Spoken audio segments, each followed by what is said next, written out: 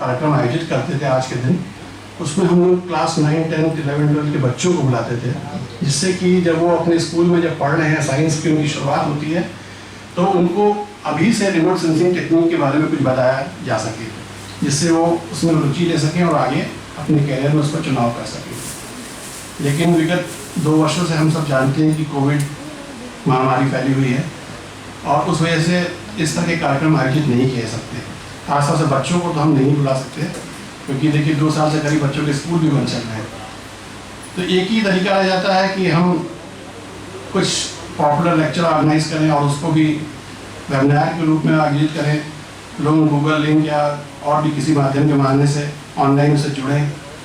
तो इसी अवसर पर हम लोगों ने ये कार्यक्रम आयोजित किया और लखनऊ यूनिवर्सिटी में जो हमारा जियोलॉजी डिपार्टमेंट है, वहाँ पे एक बहुत ही रिनाउंड प्रोफेसर हैं डॉक्टर जोसेफ सिंह।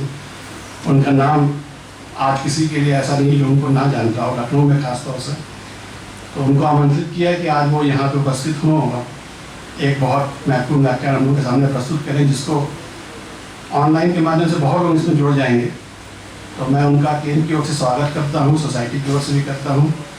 और हमारे निदेशक महोदय जो हमेशा से प्रेरणा स्रोत रहे हम लोग के, हर कार्यक्रम को आयोजित करने में वो हमेशा हम लोग को प्रेरित करते रहे हैं। मैं उनका भी सोसाइटी की ओर से स्वागत करता हूँ और इन दोनों विभूतियों से अनुरोध करूँ कि डायस पे आके अपना स्थान ग्रहण कर लें, A.K. Agarwal ji and doctor Joseph Singh. मैं Indian society of remote sensing Lucknow chapter के सचिव डॉक्टर M.S. यादव जी से अनुरोध करूँगा कि वो भी डायस पे आएँ।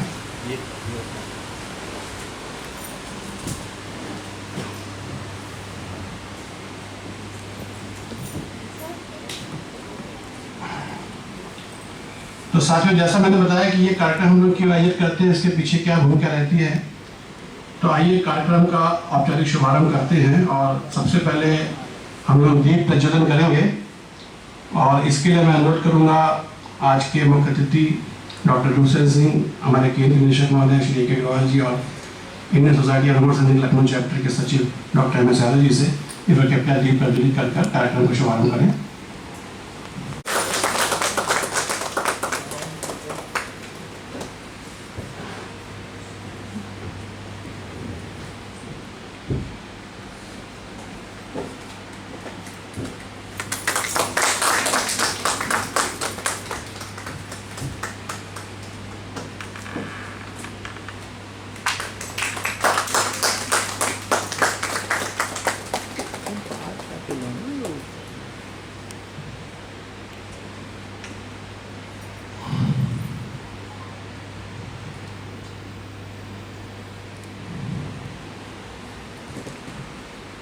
से बचा रहा हूँ, इसको बंद करूँ।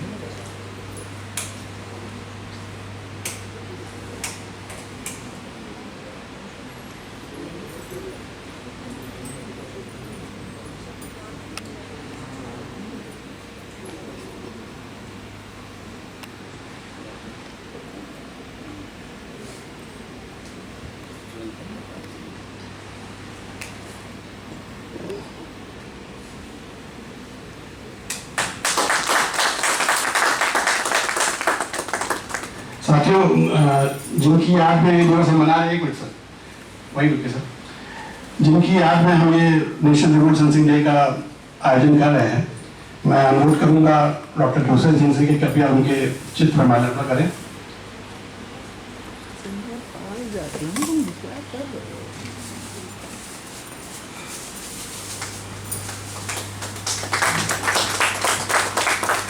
हमारे केंद्र को यहाँ तक लाने में जिस विभूति का बहुत ज़्यादा योगदान रहा है वो है स्वर्गीय प्रोफेसर रविशंकर चतुर्वेदी जी। मैं अनुरोध करूँगा हमारे केंद्रीय निदेशक महोदय से कृपया उनके चित्र पर माल्यार्पण कर उनको श्रद्धांजलि अर्पित करें। अतिथियों से अनुरोध करूँगा कि वो पुष्पांजलि अर्पित करना चाहें तो वो कर सकते हैं। हाँ सुनाई दे रहा सर? जी सर। अच्छा अच्छा, मैं बोलता हूँ, ठीक, अच्छा जी जी, नहीं दे रहा है संकट, जरा इसको देखो, डिस्प्ले नहीं हो रहा कहीं पे। आ गया? सर आपका फेस थोड़ा सा सही नहीं आ रहा है। अच्छा,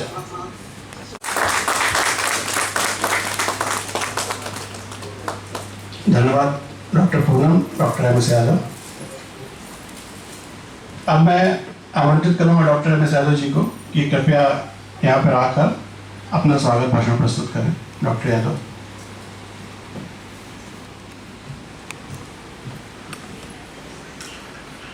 धन्यवाद अमित सिन्हा साहब। Indian society of remote sensing Lucknow chapter, remote sensing application centre Uttar Pradesh के तत्वावधान में आज हम लोग रिमोट सेंसिंग डे मना रहे हैं। इस कार्यक्रम में यहाँ आए हुए सभी आगंतुकों का मैं हृदय से स्वागत करता हूँ और अभिनंदन करता हूँ। मुझे प्रसन्नता है कि हम लोग कोविड जैसे महामारी में भी पूरे पिछले 1.5-2 साल से बहुत अच्छे से कार्यक्रम कर पाए। आज के कार्यक्रम के मुख्य अतिथि श्री ए.के. अग्रवाल साहब, निदेशक remote sensing application centre Uttar प्रदेश का मैं हृदय से स्वागत करता हूं और अभिनंदन करता हूं। और मुझे लगता है कि जो हम लोग कार्यक्रम कर रहे हैं इसके प्रेरणा स्रोत भी हमारे निदेशक हो जाएंगे। आज के कार्यक्रम के स्पीकर प्रोफेसर ध्रुवसेन सिंह साहब का मैं हृदय से बहुत बहुत आभारी हूँ और बहुत बहुत स्वागत करता हूँ। सर, मैं बहुत खुश हुआ कि आपसे केवल 2 दिन पहले मैं ये कहा कि मैं सर आपका एक लेक्चर कराना चाहता हूँ और आपने बिना 1 मिनट रुके हुए कहा अरे आप जब भी कराना चाहें बस बता दीजिएगा और मैं तो सर मैं बहुत तहे दिल से आपका आभार व्यक्त करता हूँ। और ये आपकी जिंदा दिली है कि आप विज्ञान के लिए कितने ज़्यादा जुझारू। अक्सर मैंने आपके पहले भी भाषण सुने हैं तो मुझे ये लगा कि शायद आपका भाषण यहाँ पे हम लोगों को काफ़ी प्रेरणा देगा और हम लोग कुछ आगे बढ़ें। मैं अपने सभी साथियों का, जो मेरे साथी वैज्ञानिक हैं, परियोजना वैज्ञानिक हैं, सदस्य हैं और जो ऑडियंस हैं जो कि ऑफलाइन पे हैं, उन सब का भी मैं हृदय से स्वागत करता हूँ। और मैं आप सबको ये बताना चाहता हूँ कि सोसाइटी ने बहुत अच्छे से काम किया और आज मैं ये भी बताना चाहूँगा कि आज छात्र हमको यहाँ नहीं दिखाई दे रहे हैं। उसका कारण है कि जो कोविड-19 है, बट इसके पीछे भी हम लोग काम कर रहे हैं। हम लोगों ने ड्राइंग कंपटीशन की शुरुआत की, 10 दिन पहले शुरू किया और 60 बच्चों ने उसमें भाग लिया। तो ये एक बहुत अच्छी बात है कि हम लोग इस परिस्थितियों में भी बहुत अच्छे से काम कर रहे हैं। और मैं अपने साथियों को ये भी बताना चाहूँगा कि पिछली साल भी हम लोगों ने जो ड्राइंग कंपटीशन कराया था उसमें भी लगभग 40-45 बच्चों ने प्रतिभाग किया था। और हमारा प्रोग्राम ये था कि सर ये कोविड-19 ओवर हो जाएगा तो यहाँ आके उनको सम्मानित करें। लेकिन चूँकि हम उनको यहाँ नहीं बुला पाए तो उनके अकाउंट्स में हमने जो उनकी धनराशि थी, जो उनका प्राइस था, उसको ट्रांसफ़र किया। तो मुझे लगता है कि हम लोग अच्छे से काम कर रहे हैं और इस सब का श्रेय आप सभी लोगों को। मैं पुनः आप सभी लोगों का बहुत बहुत वो हमारी केंद्र की सेवा से पिछले साल सेवानिवृत्त हुए हैं तो इसलिए आज यहाँ उपलब्ध नहीं है, लेकिन वो ऑनलाइन के माध्यम से जुड़े हुए हैं हम सबसे। मैं सोसाइटी की ओर से उनका भी इस प्रोग्राम में स्वागत करता हूँ। अब मैं हमारे केंद्र के निदेशक बने श्री ए.के. अग्रवाल जी से अनुरोध करूँगा कि वे कृपया शब्द पर आप सभी से 2 शब्द कहें। Shri A K. Agrawal ji.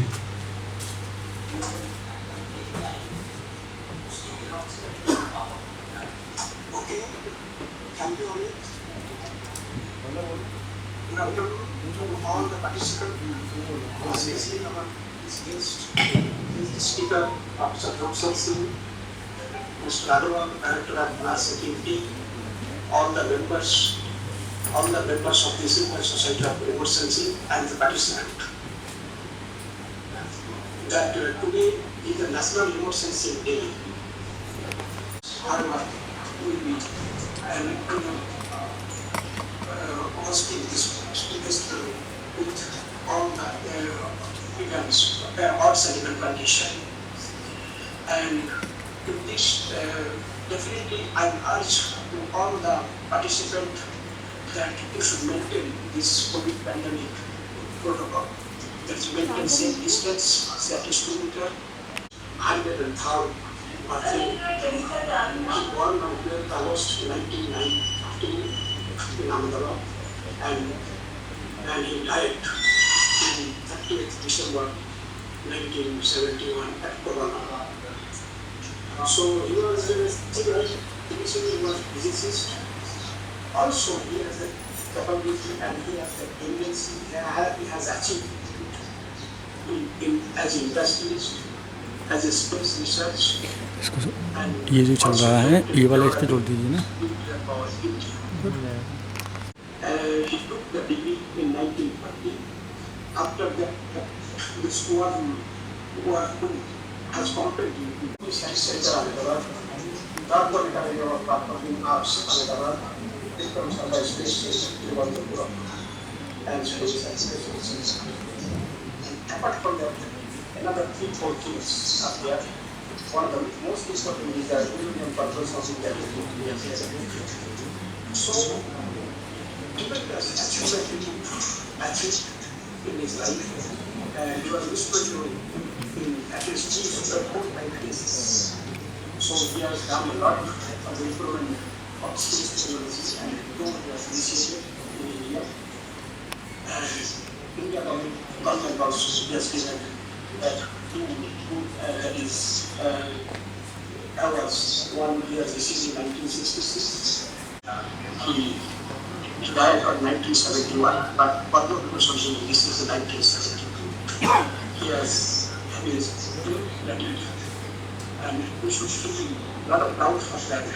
That's why this Remote Day we are putting tribute to him, and we are remembering him on this special day, and India government are proud to use it as a lesson of Remote Sensing Day. Again, I wish to make the success of this program. We are having the Commission Group says is a very good climatologist and appropriate topic. He has definitely the appropriate season. Definitely I will take more time and pass on to Mr. Amit. Thank you, Mr. Amit. Thank you, Dr. Halda, for providing very detailed and comprehensive information about late Professor Vikram Sarabhai. And I think the audience. I welcome on behalf of the Remote Sensing Application Center, Professor Dhruv Singh, the speaker of today's lecture, and he is a very learned professor of the Lucknow University. We met so many occasions in some other platform also, and his capability and his lectures based on the pure geology and the experience in the Arctic and glaciology, flood, and these are all is a requirement of today. The scientists working in the field of remote sensing are really will be delighted to listen his lecture today. I welcome all the family of the RCQP scientists and staff on this occasion of the Remote Sensing Day, which is the birth date of Professor Vikram Sarabhai. And earlier we used to celebrate this type of occasions with a huge gathering also. I know because I am associated with this chapter since long, I can say 92, 94, 95. And basically this chapter was established to promote the remote sensing in Uttar Pradesh or you can say Lucknow. We were having a lot of members join this chapter through the webinar today. So not taking much time today because it is too late today, and the lectures we are very much eager to listen Professor Dhruv Singh. I welcome on behalf of the Remote Sensing Application Center Professor Dhruv Singh to initiate his lecture, and will be having a good quality lecture from him, and it will be proved that climate change is a basic requirement. Everything depends on the climate change. You can say whether the environment, whether the air, whether the water pollution, or a lot of things are there which is related with the climate change. So let us welcome Professor Dhruv Singh.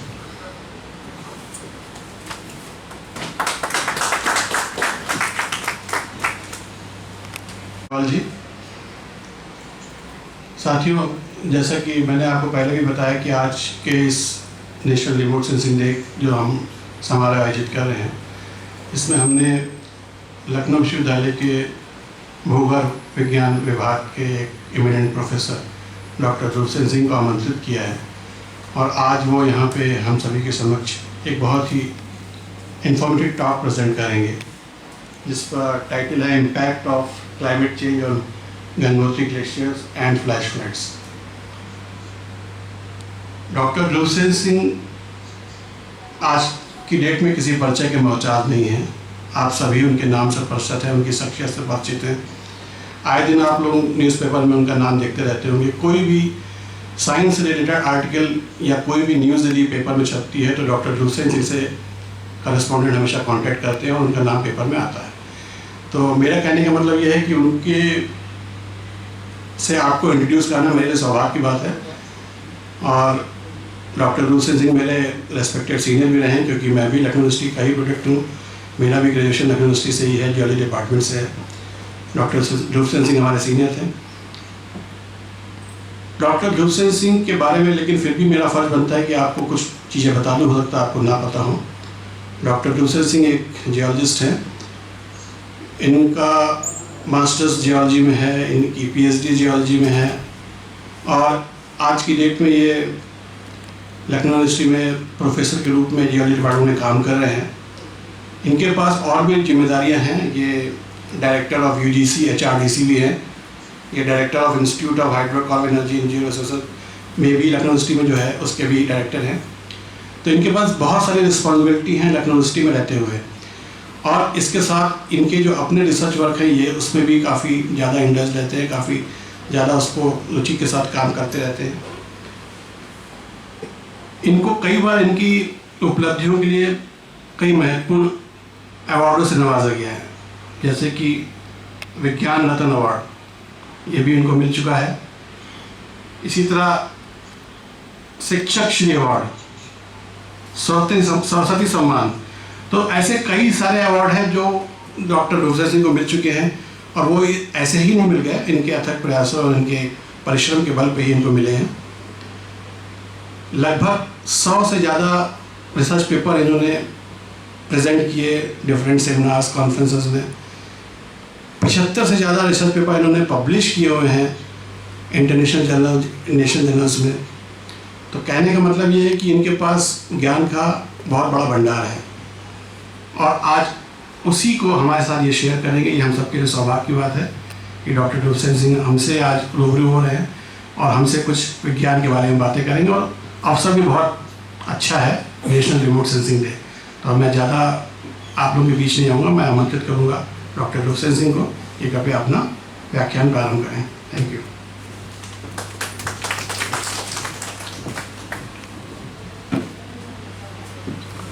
नमस्कार।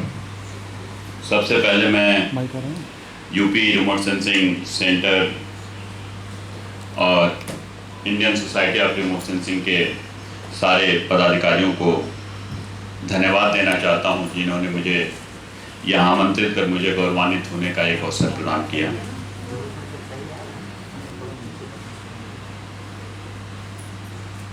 और उसके बाद से मैं professor Vikram Sarabhai जी को सादर श्रद्धांजलि अर्पित करता हूं, जिनके जन्म दिवस के उपलक्ष्य में आज हम सब यहाँ पर एकत्रित हुए हैं।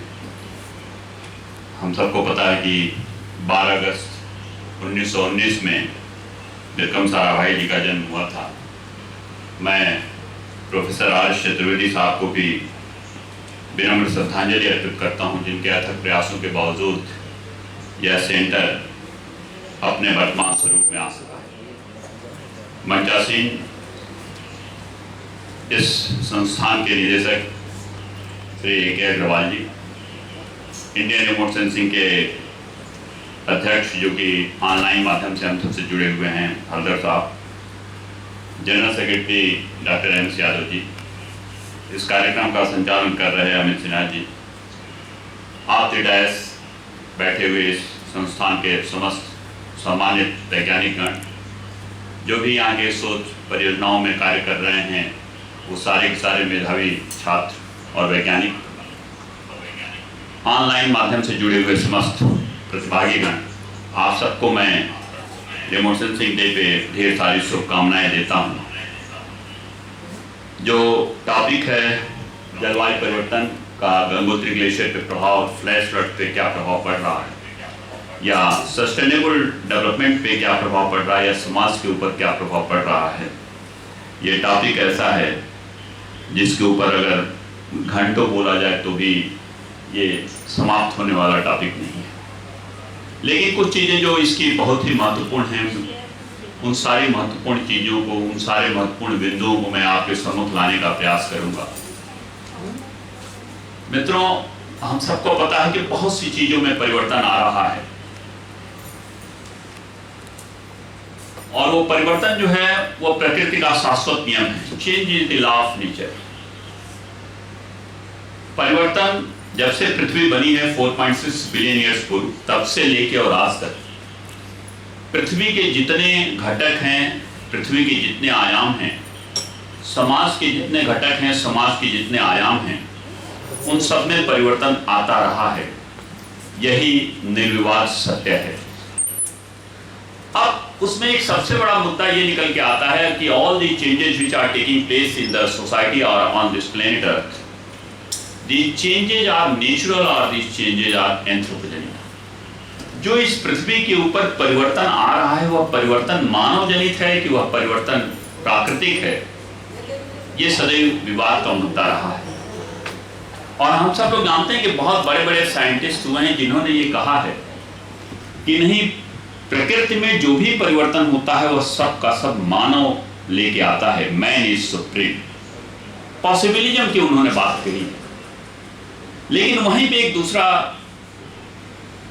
स्कूल ऑफ थॉट भी आता है जिसमें अलेक्जेंडर वन हम्बोल्ट सबसे बड़े वैज्ञानिक थे।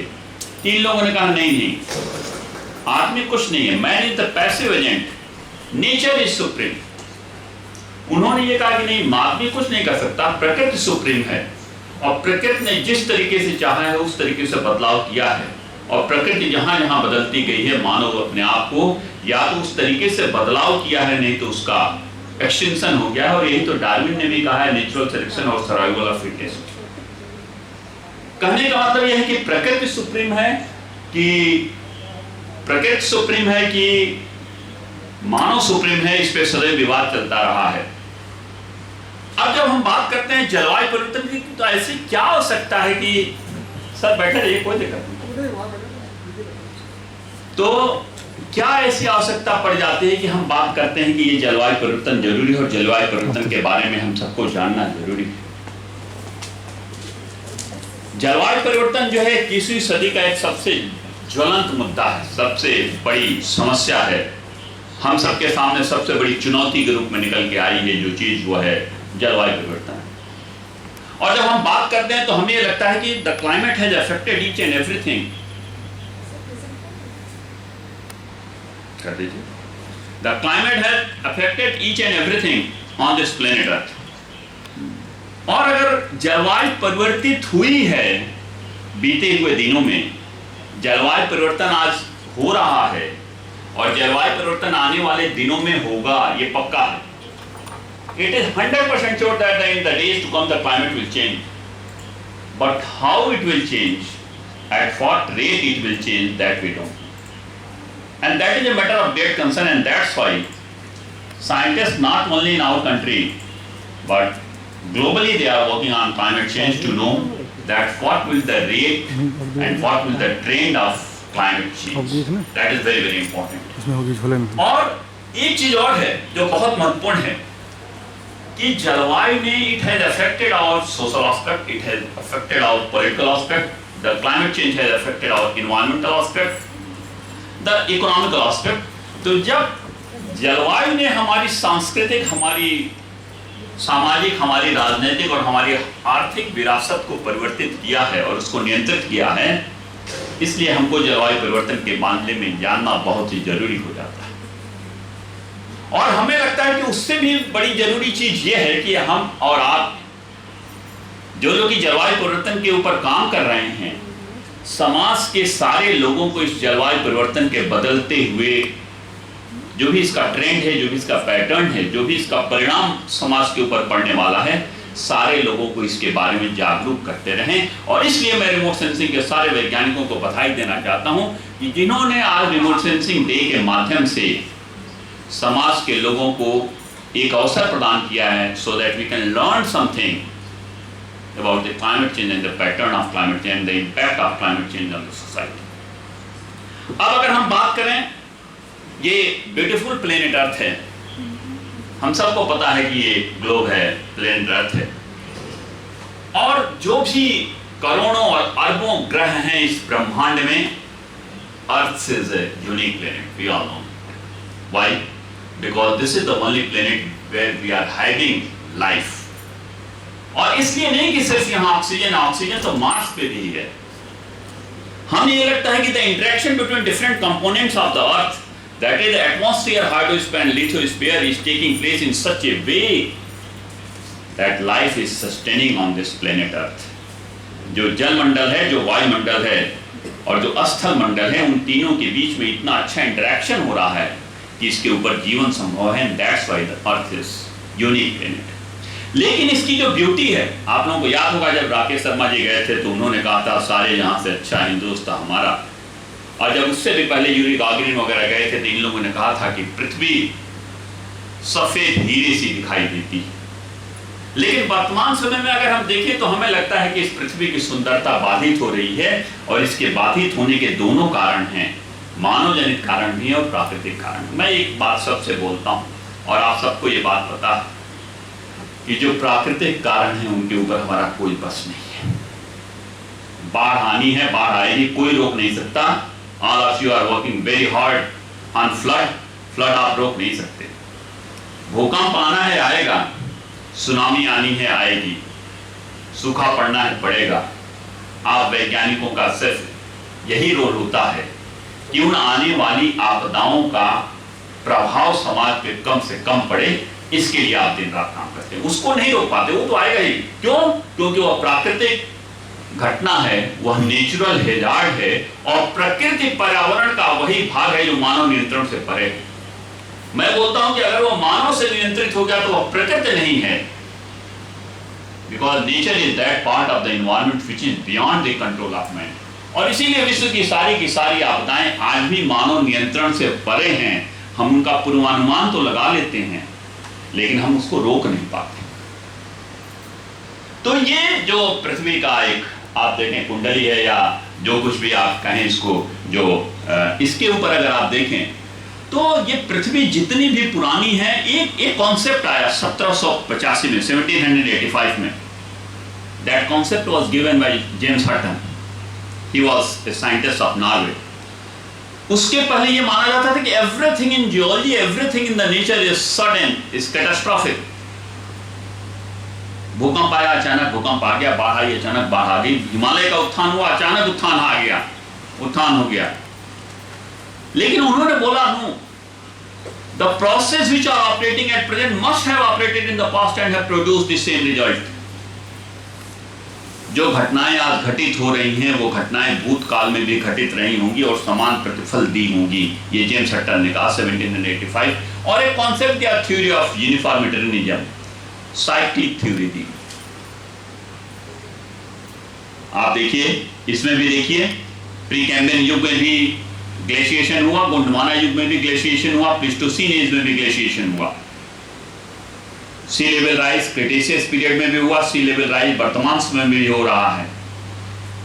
पहाड़ों का निर्माण ऑर्डोविशियन पीरियड में भी हुआ, पहाड़ों का निर्माण टर्शियरी युग में भी हुआ, आने वाले दिनों में फिर कभी पहाड़ों का निर्माण हो सकता है।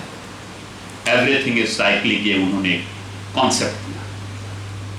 तो जब पृथ्वी 4.6 बिलियन ईयर्स पुरानी है तो इस पे जलवायु परिवर्तन और पर्यावरण की बात हम लोग क्यों करने लगे? क्या जरूरत थी? हम लोग जो काम कर रहे थे वही काम करते रहते। ऐसा इसलिए हुआ क्योंकि हम लोगों ने जब से पढ़ाई शुरू की और जब से हम लोगों ने सभ्यताओं के बारे में जानना शुरू किया, हम लोगों ने यह पढ़ा था कि सिंधु घाटी की एक सभ्यता है जो बड़ी ही विकसित सभ्यता है। Indus valley civilisation one of the highly developed civilisation of the world. लेकिन वो सभ्यता भी समाप्त हो गई। कहीं ना कहीं हम लोगों के भी मन में ये बात आई कि ये जो वर्तमान समय में सभ्यता चल रही है, कहीं ऐसा तो नहीं कि ये सभ्यता भी जलवायु परिवर्तन के कारण, पर्यावरण परिवर्तन के कारण समाप्त हो जाए। और इसीलिए विश्व के सारे वैज्ञानिक उस जलवायु परिवर्तन पे काम करने लगे कि कहीं ऐसा तो नहीं कि जो वर्तमान समय की सभ्यता चल रही है यह भी जलवायु परिवर्तन के कारण समाप्त हो जाए। तो क्या है फिर ये पर्यावरण? What is environment? Different scientists they have defined environment differently. लेकिन एक शिक्षक होने के नाते हमें ये लगता है कि पर्यावरण प्रकृति का वह भाग है जो हमें जीने की मूलभूत आवश्यकताएं प्रदान करता है। Environment is the sum total of all those factors which provides the life support system। और ये तीन गोले जो आपको दिखाई दे रहे हैं, एटमॉस्फेयर, हाइड्रोस्फीयर और लिथोस्फीयर के, ये तीनों गोले आप देख लीजिए अगर, तो एटमॉस्फेयर वायुमंडल हमको जीने के लिए ऑक्सीजन दे रहा है, हाइड्रोस्फीयर जलमंडल हमको पीने के लिए पानी दे रहा है, लिथोस्फीयर स्थल मंडल हमको वो मृदा प्रदान कर रहा है जिसके ऊपर कि हम अन्न पैदा करके अपना पेट भरते हैं। और ये सदैव ध्यान रखिए मित्रों कि प्रकृति के ये तीनों घटक, atmosphere, hydrosphere and lithosphere, they are providing one very important, without which we can't survive on this planet earth, the air we breathe, the water we drink and the soil on which we are cultivating our food prints. And who knows better than the scientist of UPR है कि हम बनाएंगे क्या इस मिट्टी को, हम बनाएंगे क्या इस पानी को, हम बनाएंगे क्या इस ऑक्सीजन को जो हमको प्रकृति दे रही है। वह मिट्टी जो ऊसर हो गई है उसको हम रिक्लेम नहीं कर पाते हैं, जिप्सम पायराइट मिलाते हैं, but that is the temporary relief, क्योंकि आप लोगों के यहाँ बहुत लंबे समय तक प्रोजेक्ट चला है ऊसर के ऊपर। ऊसर बना क्यों, इस पे भी अभी डिबेट चल रहा है। तो आप सोचिए, प्रकृति ने जो चीजें हम मिट्टी बनाएंगे क्या, वो मिट्टी जो खराब हो गई किसी तरीके से उसको हम नहीं ठीक कर पा रहे हैं, टेम्पररी तरीके से ठीक कर रहे हैं। It means all those natural resources which are being provided by nature free of cost, it is our moral responsibility to think for the conservation of all those natural resources। और आप ये देखिए कि प्रकृति हमको मुफ्त में दे रही है। अब इस प्रकृति में जो परिवर्तन आ रहा है, उस परिवर्तन को जानने के लिए आप देखिए ये सब चीजें इंपॉर्टेंट हैं कि ग्लेशियर्स के द्वारा आपको मिलता है इसके बारे में information, how all these things are changing. नदियों के द्वारा मिलता है, रेगिस्तानों के द्वारा मिलता है, झीलों के द्वारा मिलता है, समुद्रों के द्वारा मिलता है। These are the proxies through which we can learn that how the climate is changing, how the environment is changing। और मुझे बड़ी खुशी हो रही है कि ग्लेशियर के द्वारा, नदियों के द्वारा और झीलों के द्वारा कैसे पर्यावरण और जलवायु में परिवर्तन होता है, इन तीनों पे पिछले काफी सालों से मैं काम करने की कोशिश कर रहा हूं। अब मैं एक लाइन बोलता हूं शिक्षक होने के नाते, और वो बहुत अच्छी लाइन हमें लगती है कि प्रकृति की हर घटना में मंगल के बीज छुपे हो। जब पृथ्वी बनी थी तो पृथ्वी के ऊपर ऑक्सीजन नहीं था, लेकिन पृथ्वी के ऊपर फिर ऑक्सीजन आया कैसे? जो पृथ्वी के ऊपर वॉल्केनिक इरप्शन हुए, वैसे तो वॉल्केनिक इरप्शन आप देखिए तो कोई अच्छी घटना नहीं है, लेकिन जो वॉल्केनिक इरप्शन हुए, उस वॉल्केनिक इरप्शन में जो स्टीम निकली, जो वाटर वेपर्स निकले, they interacted with the ultraviolet radiation of the sun and they form the oxygen. That was the first form of oxygen on this planet earth. दूसरी चीज, जो सबसे पुराना जीव इस पृथ्वी के ऊपर आया, नोन एज साइनोबैक्टीरिया, उसने जो फोटोसिंथेसिस की उसके कारण ऑक्सीजन आया। इसका मतलब पृथ्वी के ऊपर ऑक्सीजन दो तरीके से इवॉल्व हुई, पहला ज्वालामुखी उद्गार और दूसरा फोटोसिंथेसिस की प्रक्रिया। अब आजकल कहा जाता है कि ग्रीन हाउस गैसेस बहुत गड़बड़ हैं। आप देखिए कि ग्रीन हाउस गैसेस कितनी अच्छी हैं। ये देखिए ये प्लेनेट, वह प्लेनेट जहां पे कि ग्रीन हाउस गैसेस बहुत कम हैं, वह बहुत ठंडा है, जैसे प्लूटो -370 डिग्री फ़ारेनहाइट। आगे देखिए वो ग्रह जहां पे कि बहुत कम है ग्रीन हाउस गैसेस, वहां पे दिन और रात का तापक्रम बहुत ज्यादा है, जैसे मार्स। ये देखिए प्लेनेट जहां पे कि बहुत ज्यादा हैं green house gases, they are very hot, जैसे वीनस पे देखिए 855 degree Fahrenheit. We all know that Venus is the hottest planet because the percentage of carbon dioxide on Venus is maximum more than 90%। इसका मतलब वे ग्रह जहाँ पे कि green house gases बहुत कम है, बहुत ठंडी हैं, और जहाँ पे बहुत ज्यादा हैं, बहुत गर्म हैं। We should be thankful to the percentage of greenhouse gases on this planet Earth, which has maintained the temperature of this planet Earth in which life can survive, we can sustain। अब अगर इससे ज्यादा होगी green house gases तो भी गड़बड़ है, इससे कम होगी तो भी गड़बड़ है। तो यही हम लोग का नैतिक दायित्व तो बनता है कि ग्रीन हाउस गैसेस की मात्रा को हम बढ़ने न दें, क्योंकि बढ़ गई अगर तो तापक्रम बढ़ जाएगा। इसका मतलब earth is just the right the percentage of greenhouse gas on this planet Earth is good enough, it's sufficient for the survival of life on this planet Earth. ये बढ़ने ना पाए, ये हम सबका नैतिक दायित्व है। अब अगर हम ग्लेशियर्स की बात करते हैं तो these are the glaciers. Gangotri glacier है, नीचे आर्कटिक ग्लेशियर है. I was member of the first and second Indian expedition of Arctic and had worked on the Arctic glaciers also. नीचे के जो भी ग्लेशियर्स दिख रहे हैं ये आर्कटिक ग्लेशियर है, ऊपर गंगोत्री ग्लेशियर है. अब अगर ये इस अगले फोटोग्राफ में आप देखें तो ये डिफरेंट माउंटेन्स में किस तरीके से ग्लेशियर्स बिहेव कर रहे हैं according to the temperature, according to the global warming, according to climate change. तो आप देख सकते हैं सबका अलग अलग बिहेवियर है. आल्प्स में अलग तरीके से, स्कैंडिनेवियन कंट्रीज के अलग तरीके से, हिमालय में अलग तरीके से, पामीर में अलग तरीके से, स्वालबर्ड में अलग तरीके से. लेकिन जो हिमालय है इसमें अगर आप देखें तो मास बैलेंस बहुत तेजी से घटता जा रहा है सारे के सारे ग्लेशियर्स का. और अगर आप देखें तो why glaciers? Because the glaciers they expand and they shrink in direct response to the temperature fluctuations. That's why glaciers are considered as one of the most important indicator of the climate change. जलवायु परिवर्तन के सबसे अच्छे indicator माने जाते हैं glaciers, क्योंकि तापक्रम घटते बढ़ने के हिसाब से ये या तो आगे खिसकते हैं या तो पीछे खिसकते हैं. इसलिए ग्लेशियर्स को बहुत ही अच्छा स्रोत माना जाता है जलवायु परिवर्तन के अध्ययन का. और आप सब लोग जानते हैं कि गंगोत्री ग्लेशियर पे बहुत सालों से अध्ययन किया जा रहा है. आपके भी सेंटर में अमित सिन्हा जी ने भी काफ़ी काम किया है, डॉक्टर रामचंद्र सर ने भी बहुत अच्छा काम किया है, तांगे सर ने भी यहाँ पे किया था, सुधाकर शुक्ला जी ने भी किया हुआ है, अनिरुद्ध उनियाल जी भी कर ही रहे हैं. तो और भी बहुत से साइंटिस्ट कर रहे हैं ग्लेशियर्स के ऊपर. And they all know that the Himalayan glaciers they are melting very very fast. अब ये जो गंगोत्री ग्लेशियर की एक हमने मैप लगाया हुआ है, आप देख सकते हैं कि इस मैप में आपको गंगोत्री ग्लेशियर दिखाई दे रहा है और उसके बहुत सारे ट्रिब्यूटरी ग्लेशियर्स दिखाई दे रहे हैं. आगे वाले फोटोग्राफ में आपको गंगोत्री ग्लेशियर का जो स्नाउट है वो दिखाई दे रहा है. एक स्नाउट जो ए है ये 1999 का फोटोग्राफ है और जो बी है ये 2015 का है. I am continuously working since 1999.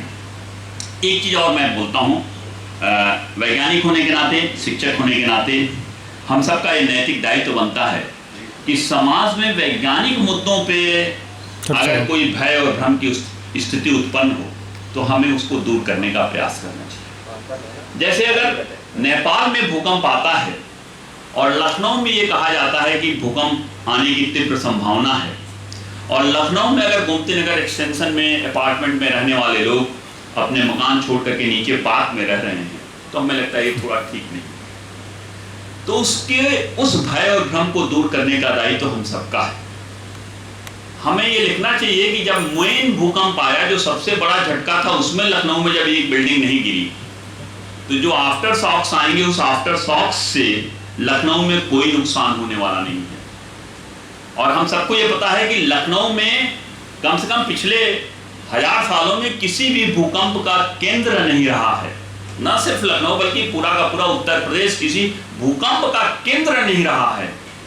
हाँ, भूकंप कहीं और आया, उसके झटके यहाँ तक आए हुए हैं, लेकिन उन झटकों से कोई ऐसा नुकसान नहीं हुआ जिससे कि कोई धन और जन की हानि हो जाए. एक वाइब्रेशन जितना हो जाता है कि पंखा थोड़ा सा हिल गया और थोड़ा सा वाइब्रेशन हो गया, उससे ज़्यादा वाइब्रेशन कभी कभी और चीज़ों से हो जाता है. घर के बगल में कोई मकान अगर हैमर ड्रिल से गिराया जाता है तो उससे ज़्यादा वाइब्रेशन उसमें आता है. लेकिन हम समाज में पैनिक न क्रिएट करें. गंगोत्री ग्लेशियर के साथ में कुछ ऐसा ही हुआ. 2007 में जब आईपीसीसी की रिपोर्ट आई, और आईपीसीसी, आप सोचिए, IPCC was found in 1988. They published the first report, second report, third report. We don't know what was there in the first, second and third report of IPCC. लेकिन जब IPCC की 2007 में चौथी report आई तो पूरे विश्व में तहलका मच गया. क्यों? क्योंकि उन्होंने कहा कि इस बढ़े हुए तापक्रम के कारण मौसम बदल जाएंगे, प्राकृतिक आपदाओं के आने की फ्रीक्वेंसी बढ़ जाएगी, और अपने देश के लिए ये बहुत से जीव जंतु विलुप्त हो जाएंगे. और अपने देश के लिए कहा कि गंगोत्री ग्लेशियर समाप्त हो जाएगा 2035 तक. I wrote an article which was published in all India edition of Times of India in 2008 कि गंगोत्री ग्लेशियर समाप्त नहीं होगा, अनंत तक चलेगा. 2011 में IPCC retracts 2035 alarm on glacier melt. आप सोच लीजिए, उन्होंने भी माना कि हाँ ये गंगोत्री ग्लेशियर समाप्त नहीं होगा 2035 तक, जो कि उन्होंने 2007 में कहा था कि समाप्त हो जाएगा।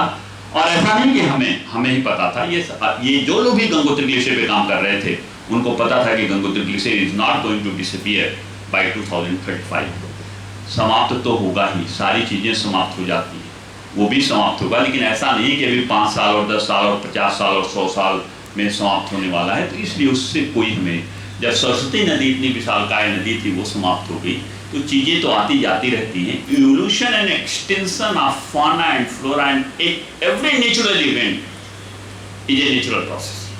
जिस चीज का निर्माण हो गया है उसका विध्वंस होगा ही, यह भी एक प्राकृतिक घटना है और यह भी एक सार्वभौमिक सत्य है कि जिस चीज का निर्माण हो गया है उसका विध्वंस होगा, उसका समाप्त। जब महाभारत की लड़ाई में एक से एक ऐसे लोग मिले, एक से एक लोग ऐसे थे जिनको अमरत्व का वरदान प्राप्त था, वो लोग भी जब एक्सटिंक्ट हो गए, तो ये सारी की सारी क्षणभंगुर चीजें कैसे सर्वाइव कर सकती हैं। लेकिन ये है कि ऐसा नहीं है कि उसके कारण कोई बहुत बड़ी विपदा आने वाली है। ये गंगोत्री ग्लेशियर का आप देखिए आगे के फोटोग्राफ में कि किस तरीके से उसका स्नाउट चेंज हुआ है हर साल में। अब this is the use of remote sensing, क्योंकि 1935 में जो पीछे वाले फिगर में दिखाया गया है, उसके बाद 1976 में, 1990 में, 2001, 2005, 2012, ये लगातार हर साल स्नाउट किस तरीके से फ्लक्चुएट किया। हम वहां पे जाके देख तो सकते हैं कि स्नाउट यहाँ तक था, लेकिन वो जो मैप बनाना है वो हम रिमोट सेंसिंग सैटेलाइट डाटा के ही थ्रू प्लॉट करते हैं कि ये यहाँ पे स्नाउट यहाँ पे था। सो जो temporal variation in the snout है या temporal monitoring of the snout, that can be done very easily and with very precision with the help of remote sensing satellite data. Remote sensing हमें लगता है संभवतः इसी जगहों पे विक्रम साराभाई जी ने इसका इन्वेंशन ही किया होगा कि वो सारी की सारी जगहें जहां पे मानव जा सकता था वहां पे तो उसने काम कर लिया है। अब वो जगहें जहां पे कि मानव जा नहीं सकता, उन जगहों के अध्ययन के लिए रिमोट सेंसिंग का आविष्कार किया होगा। Because in remote sensing we get the information about the object without having any physical contact of it. ये आप देख सकते हैं यहाँ पे फिर वो रिमोट नाम भी लिखा हुआ है, IRS-1A, जो सेंसर है उनका भी नाम लिखा हुआ है। और डिफरेंट ईयर्स में यू कैन से दैट 90, 91, 92, 93 हर साल के रिमोट सेंसिंग सैटेलाइट डाटा से किस तरीके से उसका फ्लक्चुएशन है स्नाउट का, ये हमने मेजर किया हुआ है। और ये वहाँ के सारे आगे वाले फोटोग्राफ में लैंडफॉर्म्स हैं, जितने भी गंगोत्री ग्लेशियर एरिया के लैंडफॉर्म्स हैं, recessional moraine, outcross plain, debris cone, small debris cone, large debris cone, lacustrine deposits, pillar structures, fluid deposits, ये सारी की सारी चीज़ें दी हुई हैं। और आगे वाले फोटोग्राफ में फिर उसी को आप देख सकते हैं, सारी चीज़ें दी हुई हैं, एक्टिवेशन जोन, एब्लेशन जोन। अब ये आप और अगर आगे आप देखें तो ये एक लिथोलॉग है आउटक्रॉस प्लेन का, और इसमें डेट्स भी ली हुई हैं, उसकी पूरी की पूरी सेडिमेंटोलॉजी की हुई है, मैं उसके डिटेल में नहीं जाऊंगा। इसके आगे वाले में देखिए आप लेगुस्टाइन डिपॉजिट्स हैं, इसमें भी आप देख सकते हैं रेड कलर से जो मार्क हैं, these are the various dates of AMS as well as optically stimulated luminescence dating। यहाँ से भी पूरी उसकी एनालिसिस की हुई है।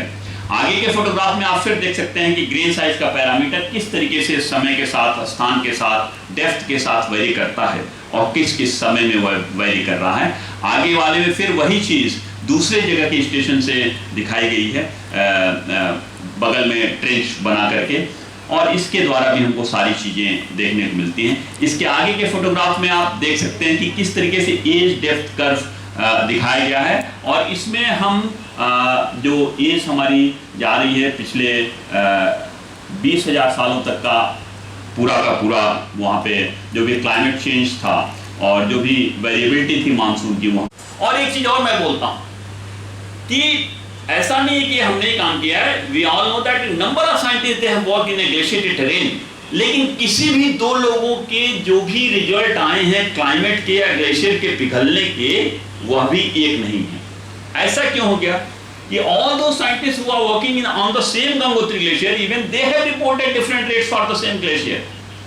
ऐसा इसलिए हुआ क्योंकि 2001 में एक मैंने पर्चा लिखा करेंट साइंस में कि ग्लेशिएटेड टेरेन में कुछ कुछ आपदाएं आ जाती हैं, अभी आगे मैं उसकी बात करूंगा। That is the main reason for reporting different dates and for reporting different pattern of retreat for the same glacier. इस पेपर में फिर हमने ये बताया कि ग्लेशियर्स जो हैं, गंगोत्री ग्लेशियर जो पहले 35 और 40 मीटर की दर से पीछे खिसक रहा था, अब उसके पीछे खिसकने की दर सिर्फ और सिर्फ 10 मीटर रह गई।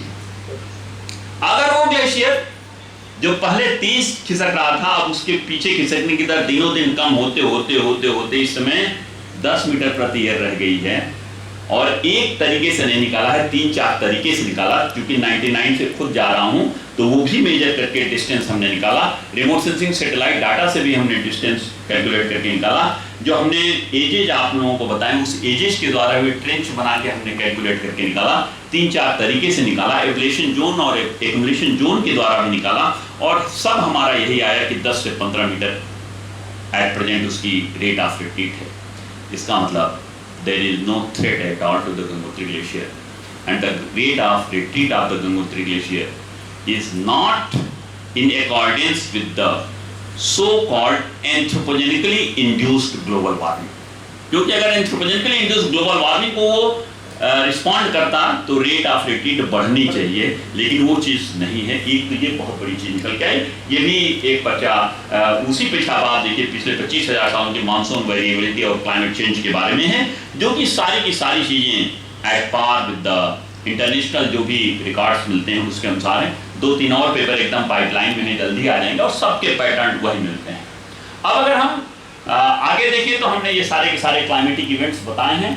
जो भी मेजर क्लाइमेटिक इवेंट्स हैं, I am getting all those climatic major climatic event. Collapse of Indus valley civilisation हमको मिल रहा है, LIA की रिपोर्ट मिल रहे हैं, मेडोलॉन पीरियड के हमको रिपोर्ट मिल रहे हैं, हमको लिटिल आइस एज का मिल रहा है। सारी के सारे हमको जो भी मेजर क्लाइमेटिक इवेंट्स हैं, I am getting into the Gangotri glacier. Now this next, this is very very important and this is from Arctic. ये मैं इसलिए दिखा रहा हूं कि ये सबको हम सब लोगों को जानना चाहिए। इसमें अगर आप कार्बन डाइऑक्साइड का परसेंटेज देखें तो 4 लाख साल पहले 275 ppm है, फिर 3.5 लाख साल पहले 175। अगर आप पूरा साइनस कर्व देखें तो it is varying from 275 maximum to 175 minimum. और एक सुख दुख के चक्र की तरह है, जो मैंने साइक्लिक बताया। 275 is maximum, 275 is maximum, 175 is minimum. It means the percentage of the carbon dioxide is once too high, once too low, once too high, once too low, once too high, once too low. 275 is maximum, 175 is minimum. अगर anthropogenic impact नहीं होता तो ये 275 के बाद से नीचे चला जाता और 175 तक आ जाता, मतलब हम आइस एज में चले जाते। लेकिन it is continuously increasing and it has increased from 275 up to 400 ppm, 400 ppm तक बढ़ चुका है। This is the anthropogenic impact. बाकी और कुछ भी anthropogenic impact नहीं है, everything is natural. Climate change is 100% natural, लेकिन this is the anthropogenic impact that the percentage of carbon dioxide or greenhouse gases in the atmosphere is continuously increasing, and this increase in the percentage of the carbon dioxide is responsible for the increase in temperature as proposed by a number of organizations and institutions as well as by the IPCC. तो हमें ये लगता है कि हम लोगों को कुछ ऐसा, ये तो पक्का ही है कि आप कुछ नहीं करेंगे तब भी आने वाले दिनों में वो घटेगा, लेकिन कब घटेगा, किस दर से घटेगा, दैट वी डोंट नो। और इसीलिए हमें लगता है कि हम लोगों को ये प्रयास करना चाहिए कि उसका प्रतिशत घटता रहे।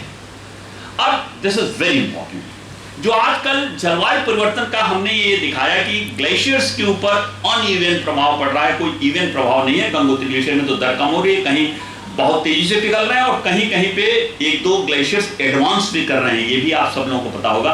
Even in our country there are few glaciers which are advancing.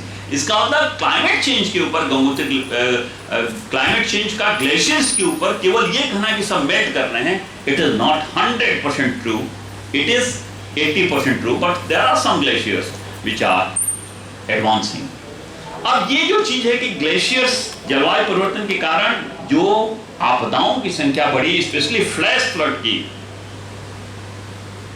ये बहुत ही बिकट समस्या है।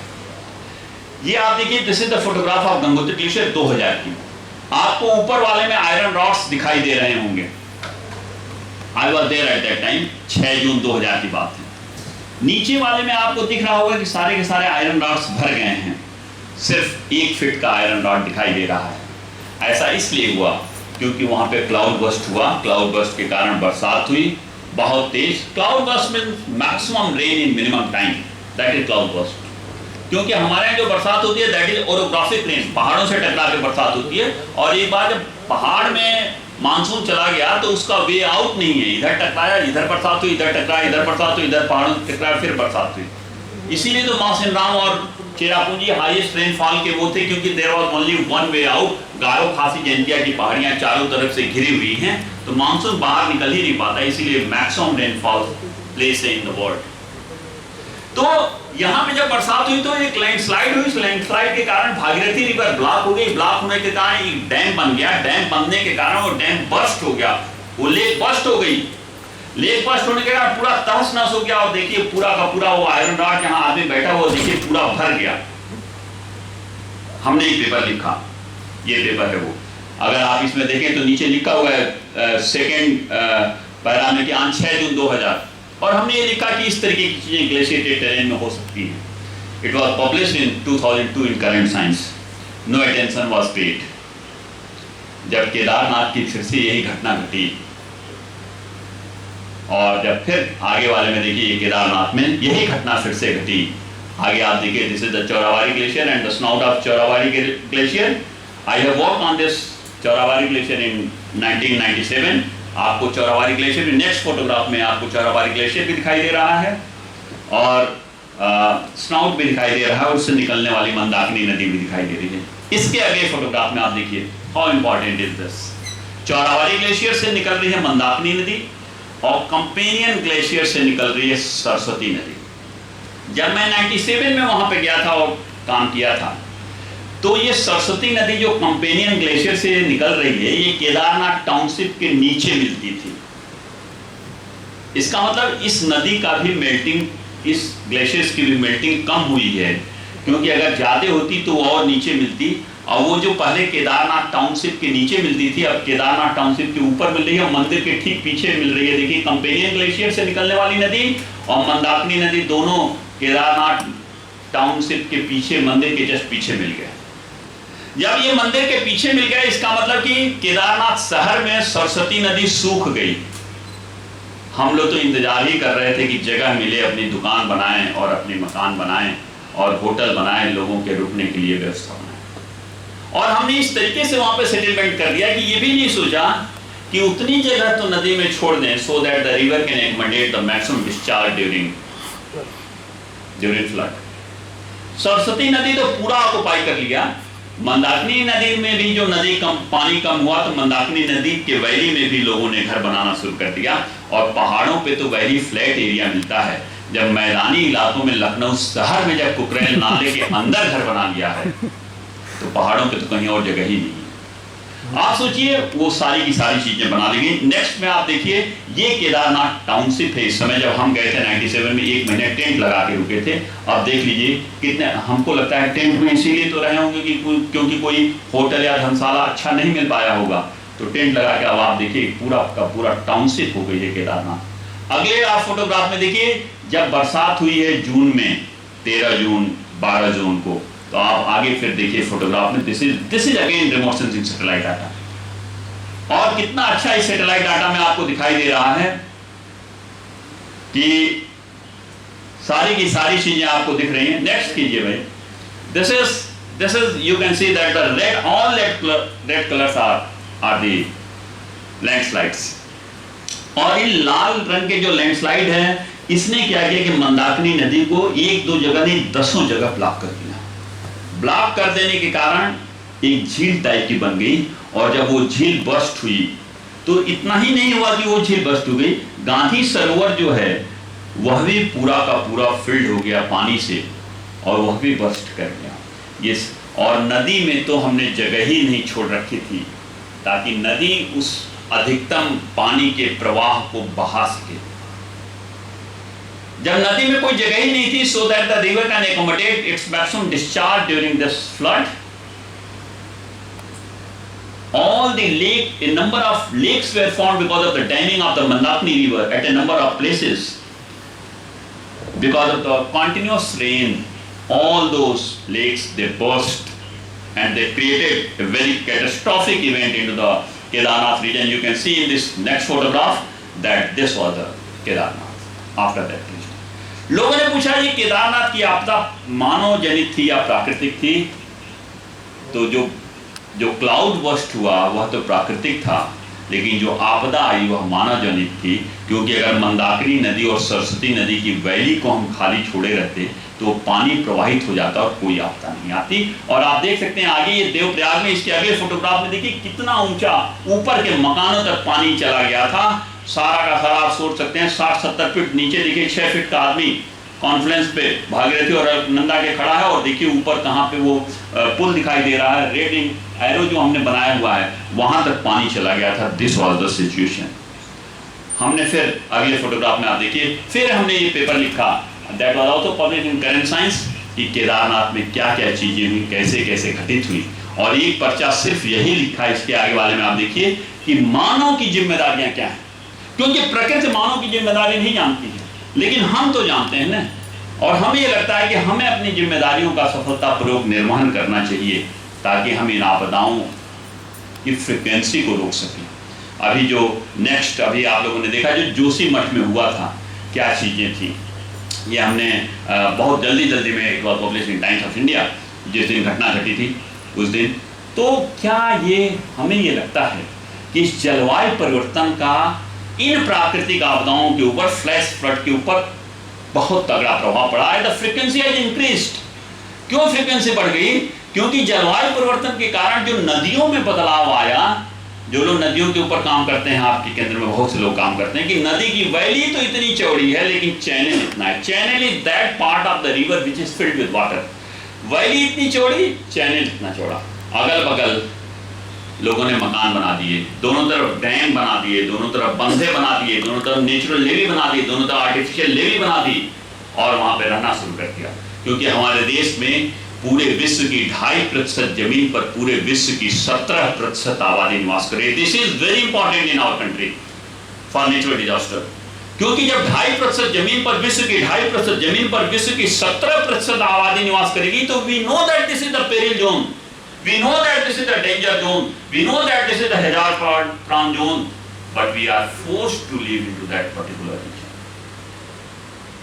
तो जब नदी सिकुड़ी तो जो जगह मिली उस जगह में हमने सेटलमेंट कर दिया। हमें लगता है कि there is no place like home and there may never be again. We should play our part, and therefore I would request everyone that come forward to save this planet Earth and to develop the society and mankind in a sustainable way, so that we can hand over our coming generation a neat, clean and green earth। और बहुत गर्व के साथ कह सकें कि हम तो उस देश के रहने वाले हैं जिस देश के कि वेदों और ऋचाओं में भी लिखा गया है कि सर्वे भवन्तु सुखिनः, सर्वे सन्तु निरामयाः, सर्वे भद्राणि पश्यन्तु, मा कश्चित् दुःखभाग् भवेत्। थैंक यू, बहुत बहुत धन्यवाद।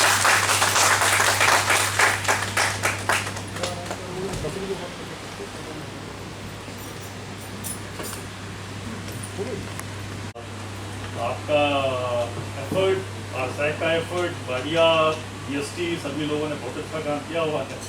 So we all know that in ARSAC, so I am aware what you are doing, what ARSAC is doing, what DST is doing, and DST. So you have very well shown Alps and our Himalaya. Fluctuations are very you model Earth, Himalaya, is continuously declining. Although in Alps there is a difference, pattern is different. Statistically, if you see, this model Himalaya is alarming for India. So that is one. I need your attention to be drawn on. One. Second point, I read in, I am not geologist, to do a process, so I think I can put questions before you. I read about the magnetic with respect to core. Molten core is freezing not symmetrically, not east pole, west pole. There's a difference because this change, magnetic field is changing and putting a threat on Mother Earth. So I like you will address on this.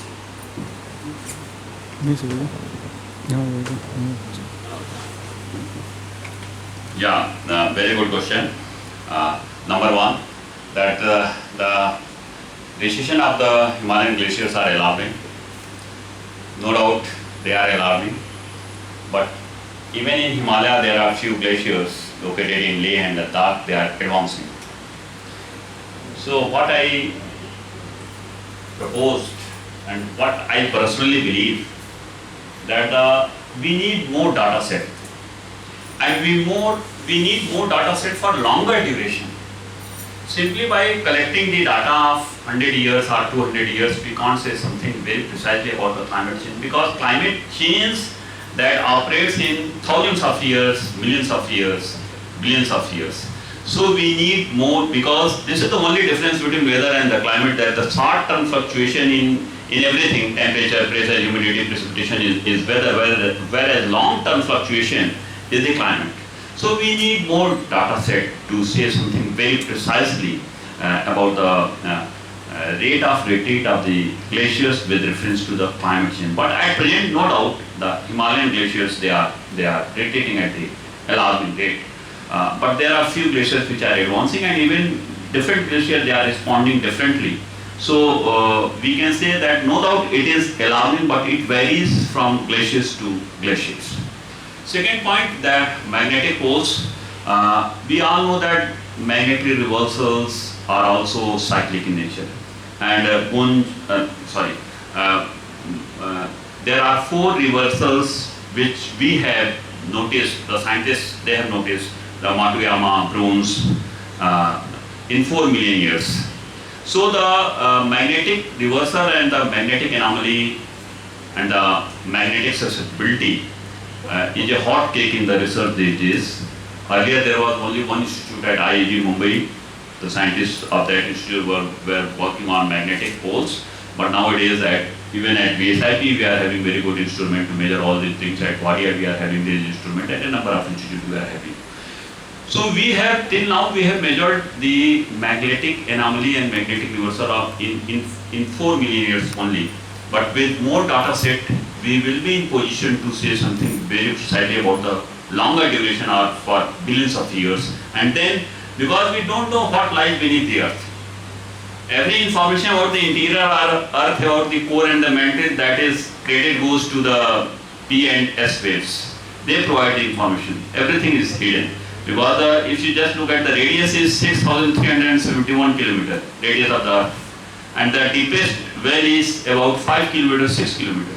So the direct information about interior of the earth we are having maximum, you can say, is about 10 kilometers. So 6,361 kilometers is based on the speculation. So with more data set, we will be in position to say something very precisely about the magnetic reversal and the magnetic change also.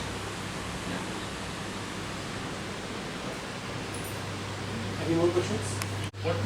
When we measure the temperature, that is the atmospheric temperature. This is the graph. With the space application camera. And our scientists are continuously taking the IRIS data, different data, and the guideline followed by the Space Research Center. We definitely would like to take your help or your coordination in that case, because what is the observations made by our scientists in the case of this Gangoत्री glacier and decrease in the south also, and your experience, previous experience. Now this can be a collaborative approach in that way, so that we can come out with some very good result, because your experience and for scientists in our office are also working in the glacier field. And essentially also that our SKS also and Jyota, those are working in the Space Research Center. These are the scientists. Jyota, you can stand. Yeah, she's a lady, she's working with the Space Research Center in that glacier project, especially on the Gangotri, and the SKS also is there, who is monitoring and looking after that project. SKS also, please. Yeah. So please coordinate with Professor Durshan Singh in the future, so that we can come out with the his experience also will be used for this studies. Okay, thank you very much. You are most welcome. You may come to me, you can call to me, or you can inform to me. That's up to you. Sir, what is the suggestions from your side for controlling this percentage of this carbon dioxide in atmosphere? For controlling the Carbon dioxide percentage. अच्छा, हमें ये लगता है doctor साहब कि ये थोड़ा सा जियोपॉलिटिक्स का खेल है, because in our country we are having the energy resources, all those energy resources are non-renewable, means fossil fuel, coal, petroleum gases at the commercial level, and if we are extracting the energy from the fossil fuel, means coal, petroleum gases, certainly the emission of greenhouse gases will increase. So the reduction in the percentage of greenhouse gases means change of energy from non-renewable to renewable. And I am very happy to announce that in our countries, we are regularly shifting from non-renewable to renewable energy, the solar energy, wind energy, tidal energy, geothermal energy, all this energy, OTEC energy. We are trying to shift. और जो United Nations ने Sustainable Development Goals दिए हैं 17, उस 17 goal में जो climate change है that is on 13. I have submitted the chapter the impact of climate change on the development of UP to government of UP. उसमें जो जो चीज़ें बताई हैं हम लोगों ने, यूनाइटेड नेशंस का ये ऑब्जेक्टिव है कि 2030 तक जो 17 गोल हैं उसमें हमारा इन्वायरमेंट भी कोई थ्रेट के रूप में ना रहे. And I personally believe that by 2030 we should be in position to achieve all those goals. तो एक तो जो जैसे अगर आप देख रहे होंगे तो हमें लगता है बहुत ज़्यादा नहीं, लेकिन थोड़ा थोड़ा एक आध आ गया है. जैसे बैटरी रिक्शे वगैरह भी आ गए हैं, वो इलेक्ट्रिक रिक्शे, इलेक्ट्रिक स्कूटर, इलेक्ट्रिक कार भी ऑपरेशनल हो गई हैं. तो that is a change in that direction only to reduce the emission of the green house gases.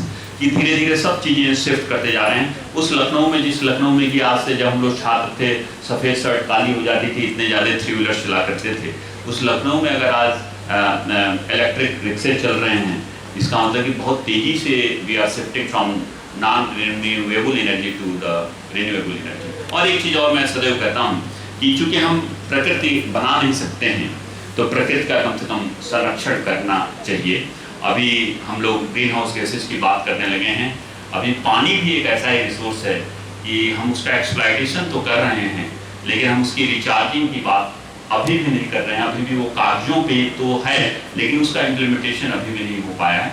लेकिन मैं इतने पे ही प्रसन्न हो जाता हूँ कि कम से कम एक बात शुरू तो हो गई है, तो आने वाले दिनों में कुछ न कुछ उसका क्रियान्वयन भी होगा.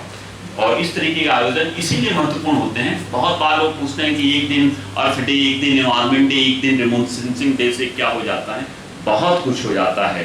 अपने सारे आज के दिनचर्या के कार्यक्रमों को रोक करके अगर हम लोग यहाँ पे बैठे हुए इन बातों पे चर्चा कर रहे हैं, तो कम से कम इस 3-4 घंटे तो हम लोगों के मन में ये बात आई कि how remote sensing is important, how it is providing very important data regarding glaciers and the flash flood.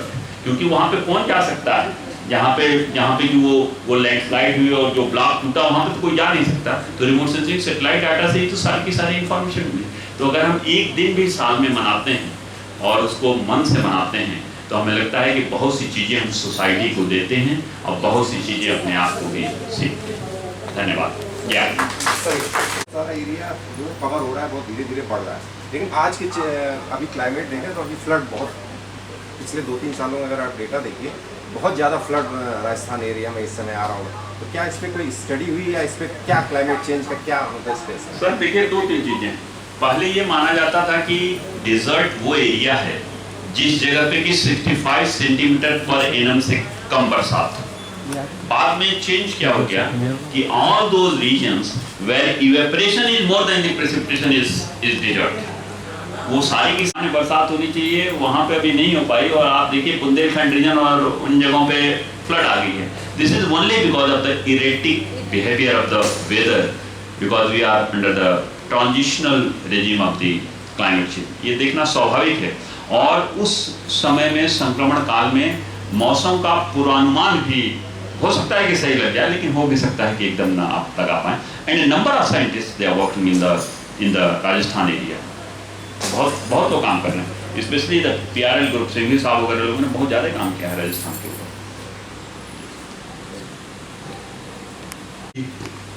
उत्तर दिए, और जैसा कि उन्होंने कहा कि इस तरह के जो हम आयोजन करते हैं, national remote sensing day, national water day, तो उनका कहना कुछ हद तक बिल्कुल सही है कि इन्हीं सब दिनों की वजह से कुछ ना कुछ चर्चा तो होती है, कुछ ना कुछ बात तो होती है। अदरवाइज बाकी दिन तो हम लोग रूटीन वर्क ही करते हैं, ना कभी इस बारे में बात करते हैं, और हमेशा बात करने से ही कोई बात निकलती है। तो एक बार फिर से उनका धन्यवाद व्यक्त करते हुए मैं आमंत्रित करूँगा डॉक्टर पूनम वार्ष्णेय जी को, जो कि हमारी Indian society of remote sensing chapter की जॉइंट सेक्रेटरी हैं। मैं उनसे अनुरोध करूँगा कि आज इस कार्यक्रम के अवसर पर अपना धन्यवाद प्रस्ताव प्रस्तुत करें। Doctor Poonam Varshney. Thank you, sir. I, Dr. Poonam Varshney, Joint Secretary on behalf of Indian Society of Remote Sensing Lucknow Chapter, it's my privilege to have been proposed the vote of thanks on this occasion. A big thanks to today's speaker, Dr. Dhruv Singh sir, for giving a useful lecture on the topic Impact of Climate Change on Gangotri Glacier and Flash Floods on a National Remote Sensing Day. I must mention our deep sense of appreciation for his great effort, and we are really enlightened with your knowledge, sir. Today's lecture was full of knowledge and interesting things and facts. It's given big insights into a topic and also revealed some interesting facts. I may like to express our sincere thanks to our Honorable Chief Guest and our Director, Sri A.P. Agrawal sir, for taking out time for his busy schedule and enlightening us with the knowledge. Thank you so much, sir. And I also wish to express my gratitude to Dr. A.R. Haldar sir, Chairman of the Indian Society of Remote Sensing Society, for providing encouragement to whole team for organizing the activity time to time. I also want to give thanks to Dr. Upma Chaturvedi ma'am, Vice President of the ISRS Society, for providing immense supports to organize every activity by the society. I also extend my thanks to Dr. M.S. Yadav sir, Secretary of this society, for their guidance and enormous operations in the organization of every event successfully. A special thanks to Amit Sinha sir, Administrative Officer of our center, for their motivation and support to organize this program very successfully. Thank you so much, sir. I would like to thank Dr. Sangharsh Rao sir, active member of the Indian Society of Remote Sensing, for his technical support and media coverage, and treasurer of the society, Shri Amresh Singh sir, for their financial support. I would like to thank our executive members, life members, senior scientists of our centers, principal, head of the department, for their active participation, as their presence is very important. I would like to express my gratitude to all esteemed delegates of the webinar for their presence and contributions to make this webinar a great success. Last but not the least, give thanks to account sections, admin sections, service block, and one Rangoli is made in the entrance, the Rangoli team, and my colleagues, Dr. Jay Mishra, Preeti Chaturvedi, Dhaneshwari ma'am, Deepak Sharma, Karna Trivedi. These are the persons, they are behind the screen, but they are always ready to help me. I would like to thank everyone for their involvement, their willingness to take on the completion of the task beyond their comfort zone. With these words, a kind message, we have to move today's programs to the end. Thank you, thanks a lot. At last, in the last, I want to say, as sir has said, that we should conserve the natural resources to save our earth. Thank you, sir. इस कार्यक्रम का औपचारिक रूप से समापन होता है। मैं आप सभी के प्रति केंद्र की ओर से भी और सोसाइटी की ओर से धन्यवाद व्यक्त करता हूँ। अच्छा, हाँ, अब डॉक्टर ध्रुव सिंह जिन्होंने आज अपना बहुत ही बहुमूल्य समय हम लोगों के लिए दिया, इस कार्यक्रम को यादगार बनाया, बहुत महत्वपूर्ण जानकारी हमारे समक्ष प्रस्तुत की। तो हमारा ये दायित्व बनता है सोसाइटी की ओर से भी और केंद्र की ओर से भी कि हम उनका सम्मान करें, उन्हें सम्मानित करें और कुछ ऐसी चीज़ उन्हें भेंट करें जिससे वो याद कर सकें कि आज वो लखनऊ रिमोट सेंसिंग सेंटर गए थे और उन्होंने वहाँ पे हम लोगों को कुछ रोचक बातें बताई। तो मैं अनुरोध करूँगा हमारे केंद्र के निदेशक महोदय से कि कृपया वो स्मृति चिन्ह प्रदान करते हुए डॉक्टर ध्रुव सिंह का सम्मान करें।